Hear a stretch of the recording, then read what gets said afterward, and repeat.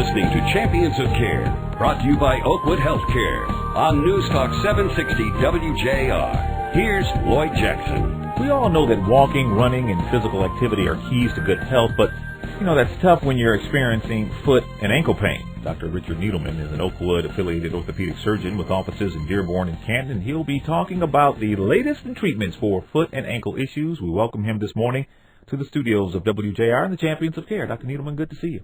Lloyd, thank you very much for having me here. Let's get a little bit of background on your educational background, first of all. How long have you been affiliated with Oakwood, and where did you go to school? Well, I've recently been affiliated with Oakwood since May. School's been a while ago.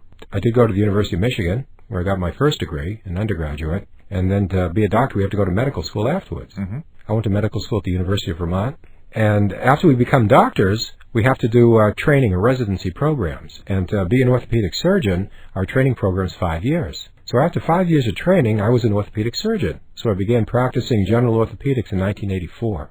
Realized that I really liked problems with the foot and the ankle, and decided after practicing for 3 years that I wanted to do additional training, which is now offered to doctors who are orthopedists.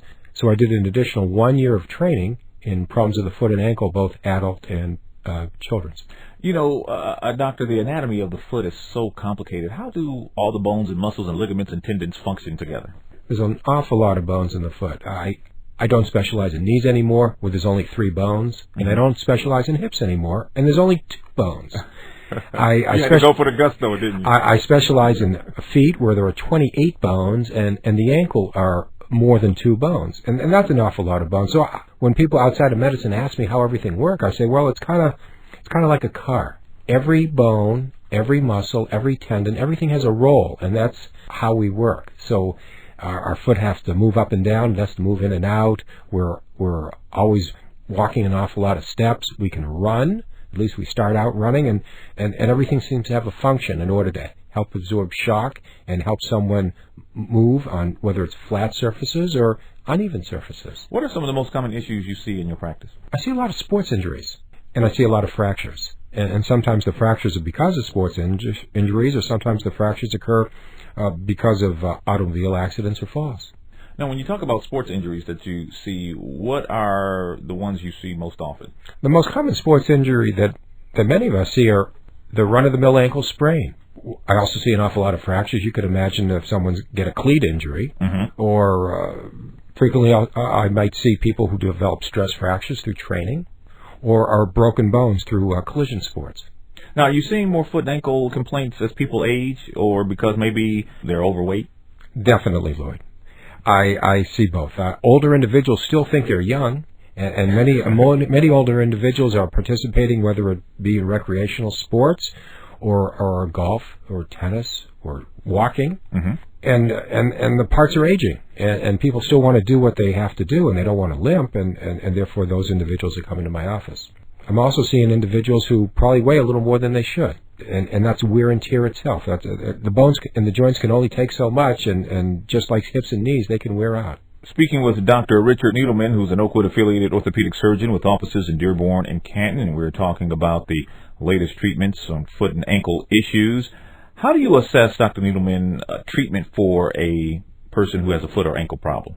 It's a two-way street, Lloyd. An individual will seek medical attention because they have a problem such as pain or deformity or swelling.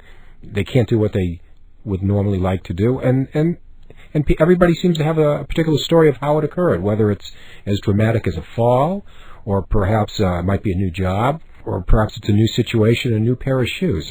Everybody seems to have a unique situation, or they may have had problems for years, and therefore they try to summarize their numerous years of problems all in about 15 minutes. Then as a physician, we try to examine patients in a standard fashion by looking, by feeling, by checking different areas of the foot as to whether it looks right, or if it's too swollen, or where patients hurt. And after performing that basic sitting exam, I like to see my patients stand and walk around to see if they walk correctly, or to see if they limp, or to see if they hurt. Now, do you see people who come in who have like problems with their feet, like maybe they call it pigeon-toed, but I don't know if that's correct medical term for it, but is that something that you can correct as well in your office? Most of my patients now are adults, And the adult patient doesn't complain so much about a condition that you call pigeon-toed, or perhaps the feet might be pointing toward one another. When I was taking care of kids, which were a while back, I might see many parents bring their kids in who might be pigeon-toed. And usually I try to reassure parents and say, well, most of these pigeon-toed problems seem to correct in life, that not only do the bones grow bigger as your child gets bigger, but they go through a twisting and an untwisting, and they also go through angular changes which are normally in growth.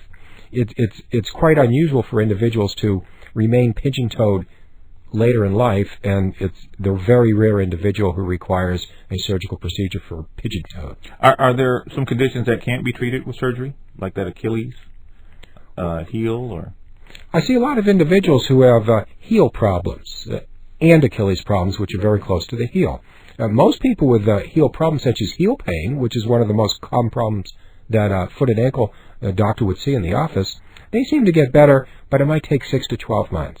That we frequently recommend comfortable shoes, built like athletic shoes, perhaps soft inserts in the shoes, and perhaps physical therapy or stretching exercises.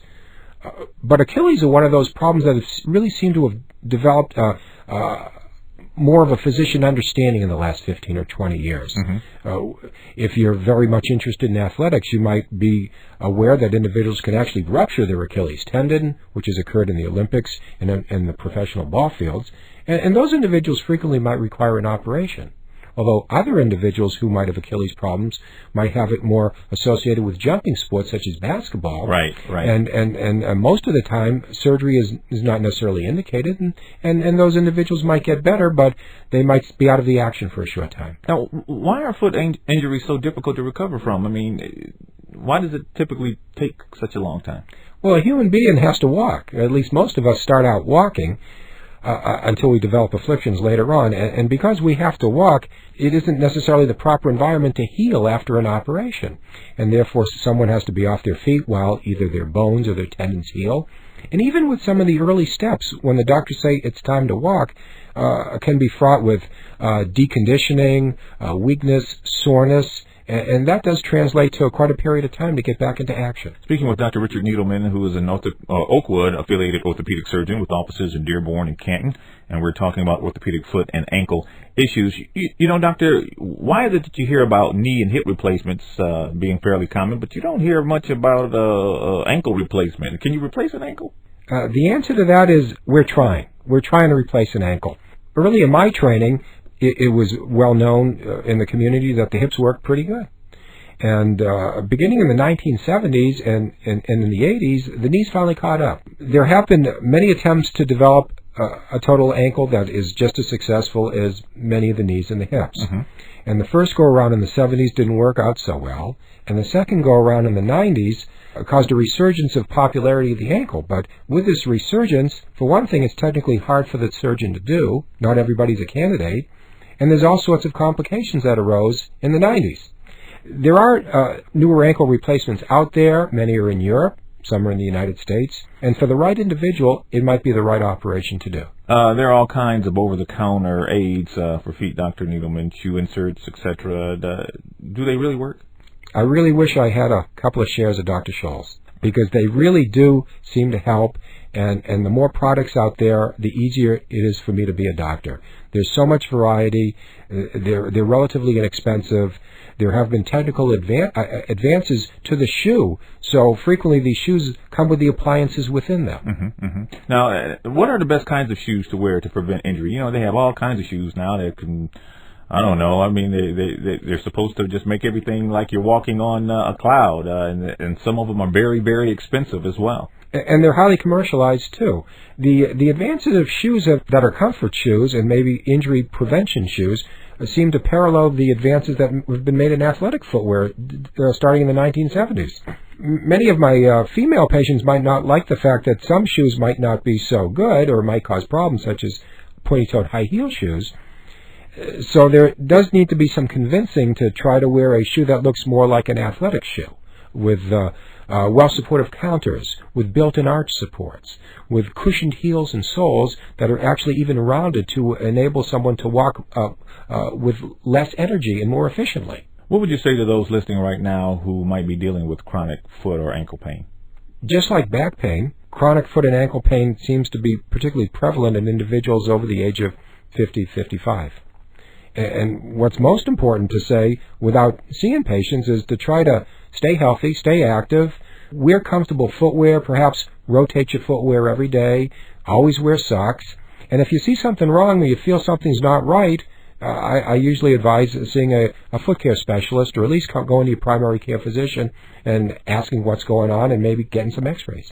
Dr. Needleman, it was a pleasure having you here on the Champions of Care. Thank you for coming in. Lloyd, thank you very much. We've been speaking to Dr. Richard Needleman, an Oakwood-affiliated orthopedic surgeon with offices in Dearborn and Canton.